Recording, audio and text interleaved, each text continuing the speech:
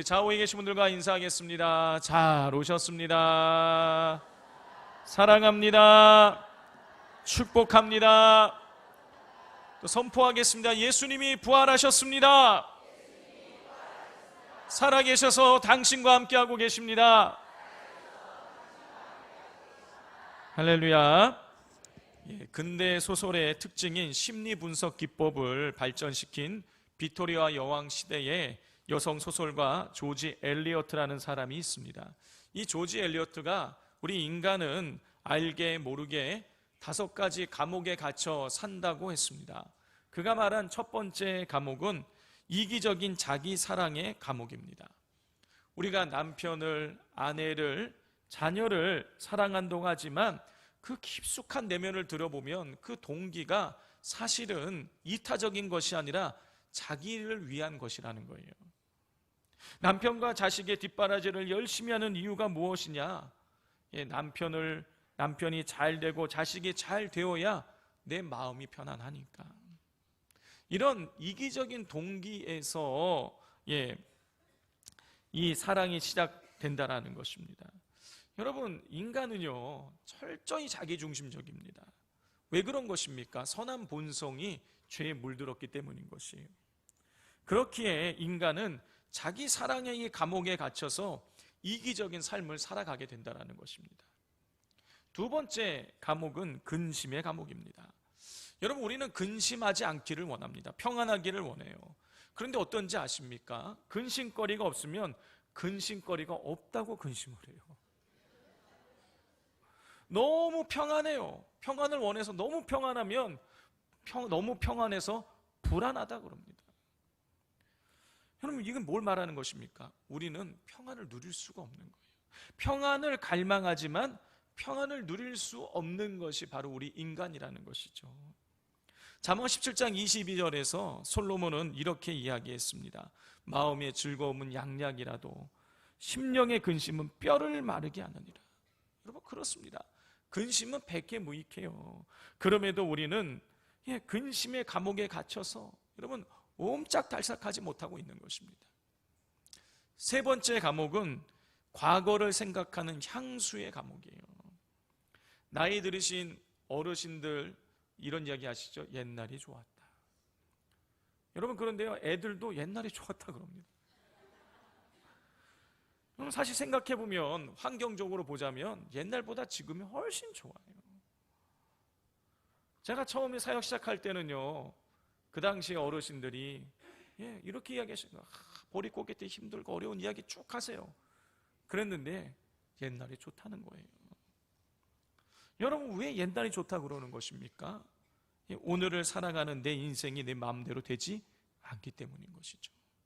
그러다 보니 옛날에는 그래도 뭔가 내 마음대로 되었을 것처럼 그런 생각이 오류가 드는 거예요. 그러다 보니 옛날이 좋다 그러는 겁니다. 심지어 어떤 분들은요, 전두환 대통령 시절이 좋다고 이야기해요. 그때는 그래도 경제가 좋았다라는 것입니다.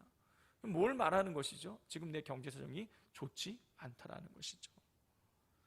여러분, 이렇듯 많은 사람이 향수의 과거를 추억하는 그 향수의 감옥에 갇혀서 미래를 계획하지 못하고 오늘을 살아가지 못하고 과거에 사로잡혀 살아가는 것입니다.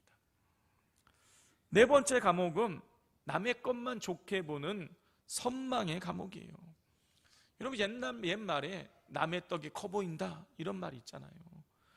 여러분, 똑같은 것을 가지고 있는데요, 남이 가지고 있으면 그게 더 좋아 보이는 거예요. 여러분, 이런 생각이 점점 깊어지다 보면 어떤 생각에 이르게 되냐면 세상에 나만 불행하고 남들은 다 행복해 보이는 거예요. 여러분, 이런 현상이 나타나는 이유는요, 나의 삶에 지금 만족이 없기 때문인 것입니다. 그런데 의외로 이렇게 남의 것만을 좋게 보는 선망의 감옥에 갇혀 사는 사람들이 많습니다. 오늘날 사람들이 많이 모이는 곳에서 불통적 다수를 대상으로 해서 유해한 행동을 하는 사람들이 점점 많아지고 있는 것은 남의 것만을 좋게 보는, 세상에 나만 불행하고 모든 사람이 행복하다고 여기는 이런 선망의 감옥에 갇혀 사는 사람들이 많아지기 때문인 것입니다. 마지막 5번째 감옥은 증오의 감옥이에요. 쉽게 이야기해서 남을 미워하고 시기 질투한다는 것입니다. 성도 여러분, 사실 남을 미워하고 시기 질투하면 누가 가장 힘든 것입니까? 나에게 미움받는 사람이 아니라 미워하는 내가 힘든 거예요. 나에게 미움받는 사람은요, 나에게 미움받는 것조차 모를 수도 있고요. 그리고 나를 볼 때에만 마음이 불편해요. 그런데 남을 미워하는 나는요, 어떻습니까? 내가 미워하는 그 사람이 내 마음속에 콕 박혀서 24시간 나를 괴롭게 하는 것입니다. 그럼에도 불구하고 많은 사람들이요, 누군가를 끊임없이 미워하며 살아가는 거예요. 지금 이 자리에 계신 분들 중에 나는 누군가를 지금 미워하지 않는다라고 자신 있게 말할 수 있는 분 계십니까? 거의 없으실 거예요. 왜 그토록 힘든데 우리는 왜 누군가를 그렇게 미워하며 살아가는 것입니까? 여러분, 그것은요, 미움이 주는 에너지가 있기 때문이에요.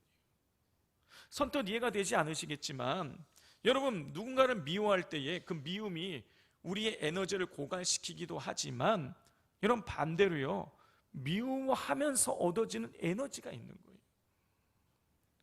여러분, 옛날 말에 복수의 칼날을 간다 그러잖아요. 여러분, 옛날 그 TV 프로그램 중에 전설의 고향, 프로그램 아시죠? 제가 어릴 적에 제가 살던 동네와 연관되어 있는 그 고향 이야기, 그 전설에 관한 이야기가 나오더라고요. 전설의 고향 뭐 마지막에 보면은 이 이야기는 뭐 어느 마을에 뭐 이렇게 갖고 얘기가 나오잖아요. 그 삼성동에서 잠실로 넘어가려면은 그 탄천이라는 그 강이 있어요. 조그만 한강 지류입니다. 거기에 다리가 하나 있어요. 그 다리가 삼성교입니다. 이 삼성교 예전에 잠실 야구장 간다고 걸어서 이제 그 탄천 삼성교를 지나가다 보면 그 다리 그 입구에 검은색 돌이, 큰 돌이 이렇게 딱 박혀 있었어요. 지금도 있는지 모르겠어요. 근데 이 전설의 고향에 이 돌과 관련된 이 내용이 나오더라고요. 이 돌이 그럼 검은색 돌인데 왜 검어졌냐? 그 아버지를 죽인 사람을 원수 갚기 위해서 아들이 흰색 돌에 칼을 갈았는데 계속 갈다 보니 검어졌다는 거예요. 수십 년 가는 거예요. 수십 년 가는 거예요. 여러분, 수십 년 동안 여러분 그냥 아무 이유 없이 그냥 칼 갈아라면 칼 갈 수 있겠습니까? 못 갈아요. 근데 내가 누군가 원수 갖겠다, 미워하는 마음이 있으니까 그게 갈아지는 거예요. 여러분, 미움이 주는 에너지가 있는 거예요. 자, 그런데 오늘날 수많은 스트레스로 에너지를 빼앗기고 있는 현대인들이 자신의 피곤함을 잊고 에너지를 얻기 위해서 미움의 에너지에 기대는 것입니다. 둘 이상 모이기만 하면 남이 험담을 하는 거예요. 그리고 시간 가는 줄 모릅니다. 증오와 미움의 에너지를 사용하는 것이죠. 그런데 조금만 생각을 해보면 우리가 이 미움과 증오의 에너지를 사용하는 것 같지만 실상은 증오와 미움이 우리를 올가매고 있는 거예요. 이렇게 우리가 알게 모르게 우리도 모르는 사이에 우리는요, 자기 사랑의 감옥, 근심의 감옥, 과거에 대한 향수의 감옥, 남의 것만 좋게 보는 선망의 감옥, 그리고 증오의 감옥에 갇혀서 살아가고 있습니다. 문제는 우리 스스로가 이러한 감옥에 갇혀 있는 것조차도 모를 때가 많이 있다는 거예요. 철창이 없지만 우리를 꽁꽁 얽어매고 있는 이 감옥에 붙들려 우리는 자유한 것 같으나 자유하지 못한 삶을 살아가고 있습니다. 우리 산돌교회 성도님들께서는 어떠하십니까? 여러분, 이런 감옥들로부터 자유하십니까? 만약 우리가 우리의 삶을 올가매는 인지적, 정서적, 사회적, 환경적 이 감옥으로부터 자유하지 못하면 여러분, 우리의 삶은 시간이 지날수록 점점 피폐해지고 종국에는 살아있으나 지옥을 맛보게 되는 것이죠. 그렇다면 우리는 어떻게 해야 이런 감옥들로부터 자유할 수가 있을까요?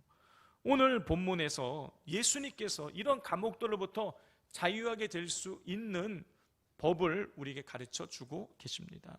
우리 31절과 32절을 같이 읽겠습니다. 그러므로 예수께서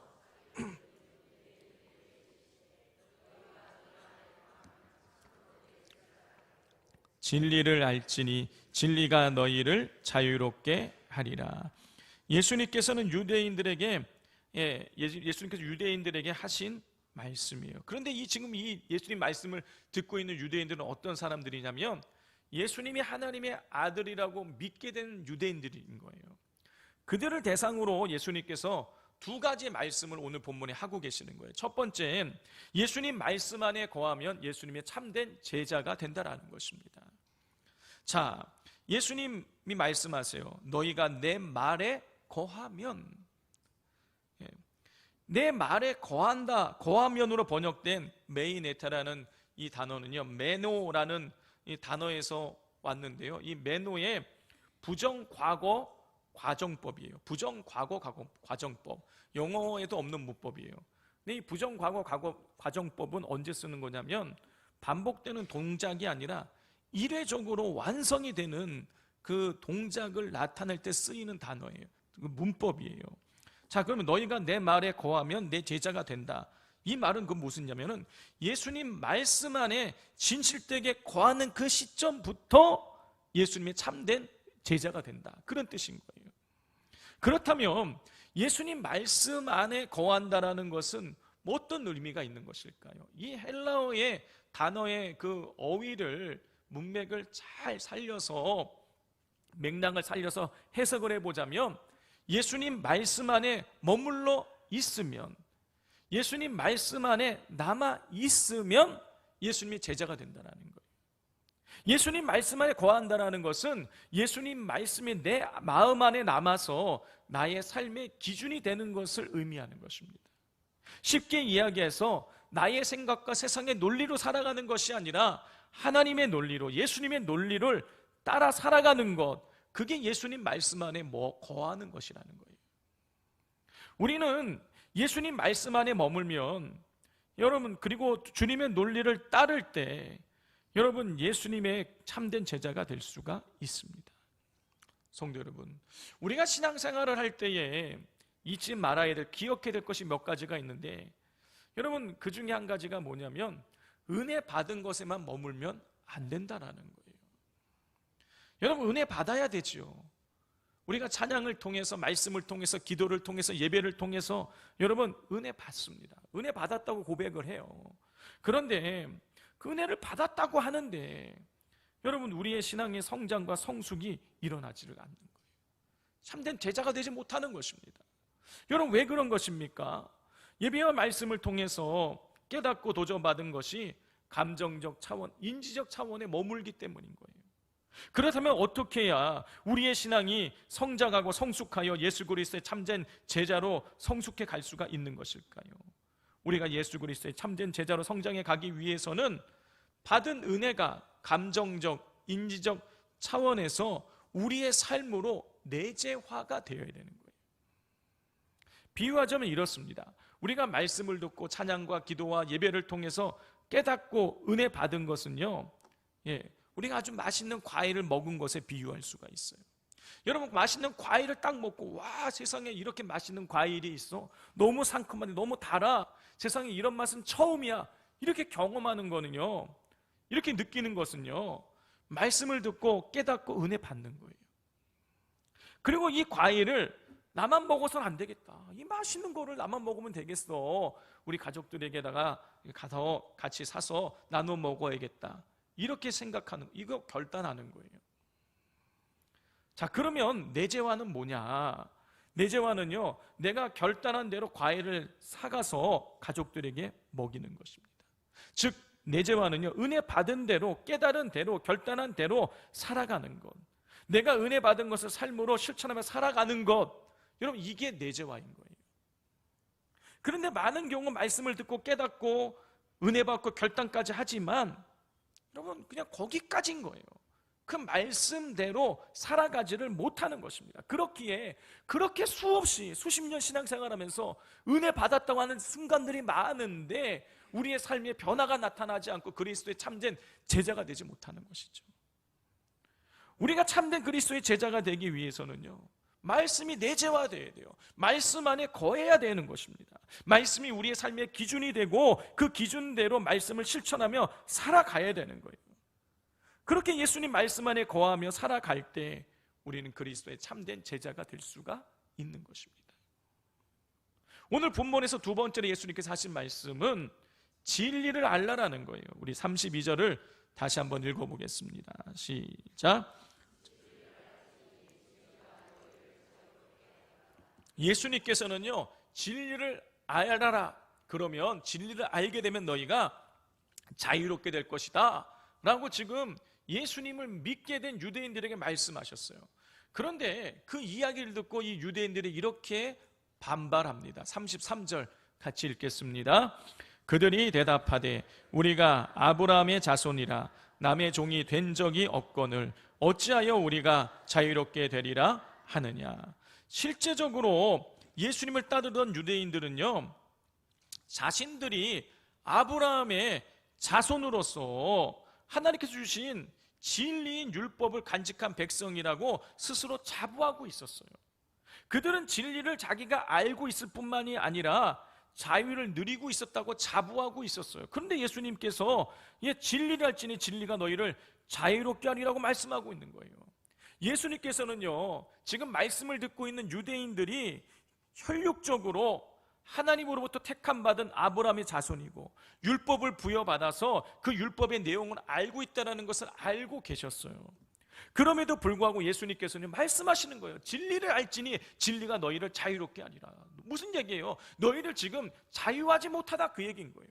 예수님이 왜 이런 말씀을 하시는 것일까요? 이유가 간단해요. 그들이 진리를 모르기 때문인 거예요. 그들이 자유하지 못하기 때문인 거예요. 그렇다면 예수님께서 그들에게 알라고 말씀하신 그 진리는 무엇이고 그들이 무엇으로부터 자유해야 된다고 말씀하시는 것일까요?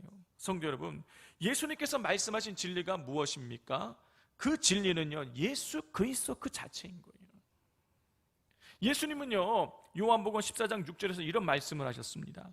예수께서 이르시되 내가 곧 길이요 진리요 생명이니 나로 말미암지 않고는 아버지께로 올 자가 없느니라.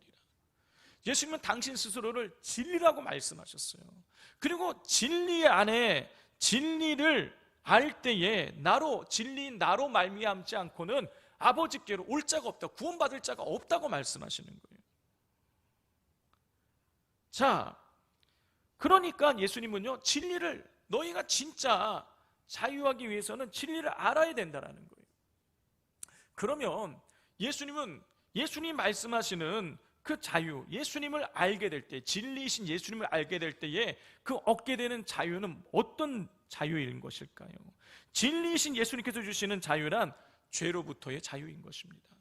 우리 34절, 35, 36절 교독해 보겠습니다.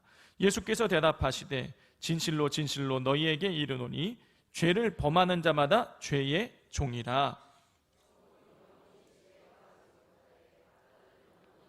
함께 읽겠습니다. 그러므로 아들이 너희를 자유롭게 하면 너희가 참으로 자유로우리라. 예수님께서는요, 죄를 범하는 자마다 죄의 종이라고 말씀하셨어요.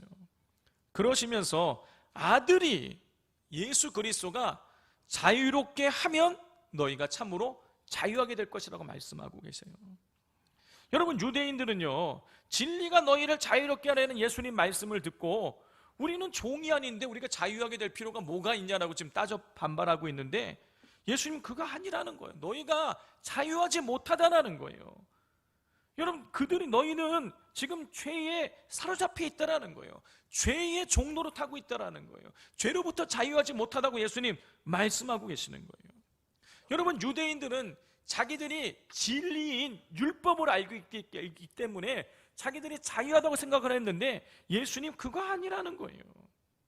율법 아래에 있는 너희들 죄의 종이라고 말씀하고 있는 거예요. 여러분, 일찍이 율법에 통달했던 사도 바울은 이런 고백을 했습니다. 로마서 3장 20절이에요. 그러므로 율법의 행위로 그의 앞에 의롭다 하심을 얻을 육체가 없나니 율법으로는 죄를 깨달음이니라. 여러분, 율법의 기능이 뭐냐? 죄를 깨닫게 하는 거예요. 율법을 통달하고 있어도 여러분, 율법 아래에 있는 사람들은요, 죄의 종로로 탈 수밖에 없어요.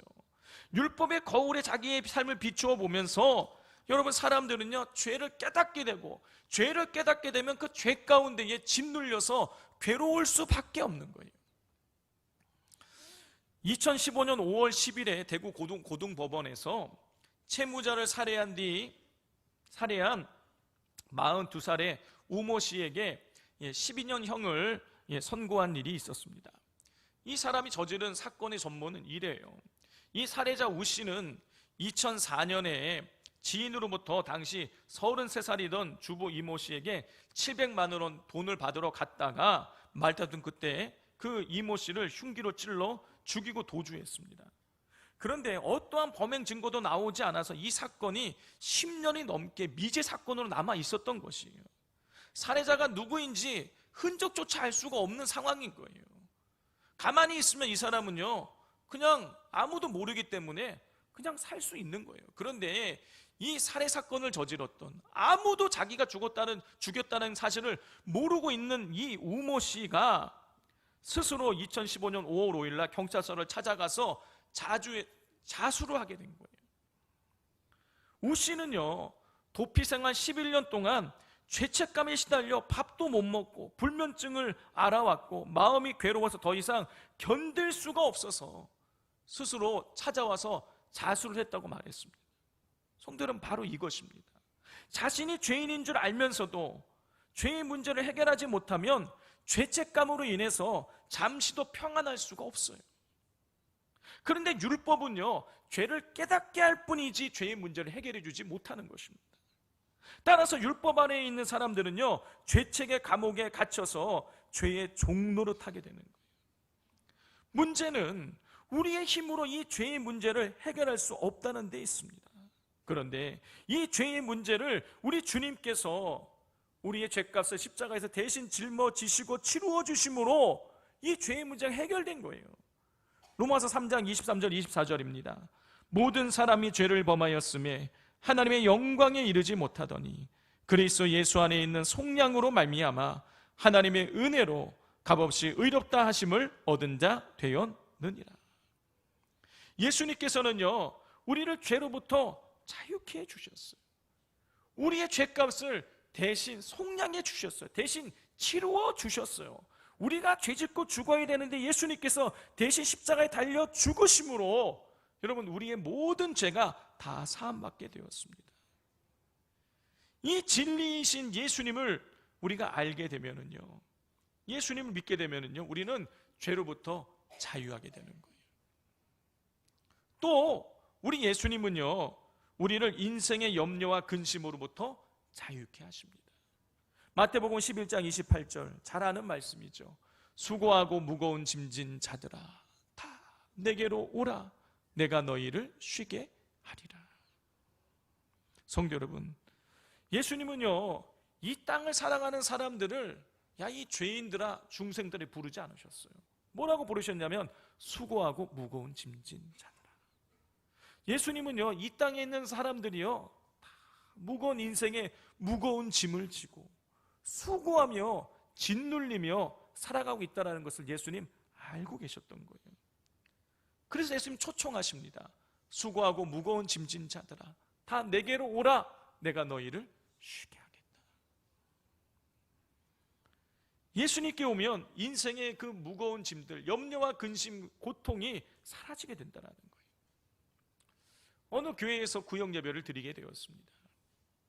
기도 제목을 나누는 시간이 되었는데 한 여집사님께서 이번에 우리 아들이 결혼을 했는데 며느리가 세상에 외제차를 선물해 줬다. 그리고 우리 집에서는 아들에게 압구정동에 아파트를 마련해 주었다. 이런 이야기를 하면서 우리 아들의 결혼 생활 잘 할 수 있게 기도해 달라고 이렇게 기도 제목을 내놓았어요.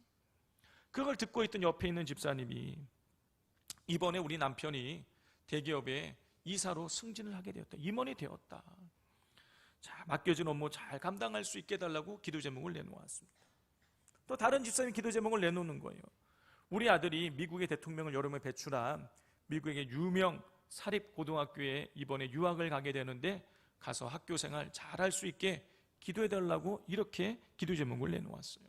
분명 기도 제목을 내놓는 자리인데 모두들 기도 제목을 빙자하여서 자랑을 하고 있었던 거예요.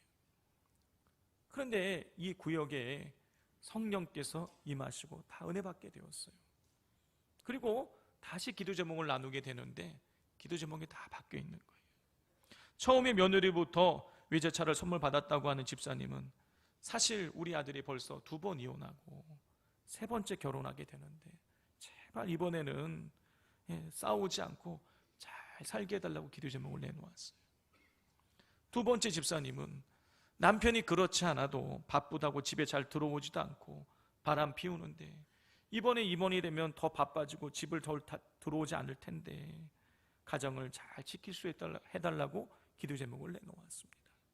세 번째 집사님은 우리 아들이 학교에서 사고치고 학교에서 적응을 잘 못해서 하도 문제를 많이 일으켜서 유학 보내게 되는 건데 제발 좀 이번에는 정신 차리고 학교를 좀 잘 다닐 수 있게 해달라고 기도 제목을 내놓으셨어요.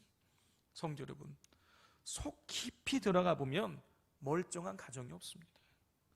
우리 모두가 다 염려와 걱정이라는 인생의 무거운 짐을 지고 이 땅을 살아가고 있습니다.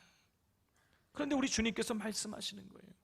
수고하고 무거운 짐진 자들아 다 내게로 오라. 내가 너희를 쉬게 하리라. 성도 여러분, 우리의 염려와 근심을 예수님께 내어 맡기면, 주님께 가지고 가면 우리 주님께서 우리의 짐을 내려놓게 하시고 우리를 염려와 근심으로부터 자유케 하십니다. 또 우리 예수님은요, 미운, 다툼, 시기, 질투, 원망, 우울증과 같은 이런 마음의 감옥으로부터 우리를 자유케 하십니다. 실화를 바탕으로 한 빠삐용이라는 영화를 잘 아실 겁니다. 오래된 영화지요. 한 무기수가 마지막에 악마의 섬이라는 곳에서 몇 차례 계속 탈옥을 시도하다가 마침내 그 탈옥에 이제 성공을 하게 되는 거예요. 높은 절벽 위에 있는 섬인데 거기에서 이제 뛰어내려가지고 이제 탈옥을 해서 가게 되는데, 그때에 이 탈옥에 성공해서 자유를 얻었다고 외치는 그 친구를 향해서 그 더스틴 호프만이 이렇게 말을 하는 겁니다. 네가 아무리 탈출에 성공했어도 네 마음의 감옥에서 벗어나지 않으면 너는 여전히 감옥에 갇혀 있는 거야. 성도 여러분, 우리가 모든 것을 다 갖추었다고 할지라도 우리 마음이 그 무언가에 사로잡혀 있다면 우리는 자유할 수가 없습니다. 우리는 갇힌 자인 것이죠. 그런데 성경을 보면 예수님께서 이 마음의 감옥으로부터 갇힌 자들을 해방시켜 주시는 것을 우리가 볼 수가 있습니다. 대표적인 사람이 요한복음 4장에 나오는 사마리아 여인이죠. 이 사마리아 여인은 남편에게 5번 버림받고 지금 6번째 남자와 결혼도 안 하고 그냥 지금 살고 있는 상황이었어요. 이 여인은 늘 사람들의 따가운 시선이 느껴졌습니다.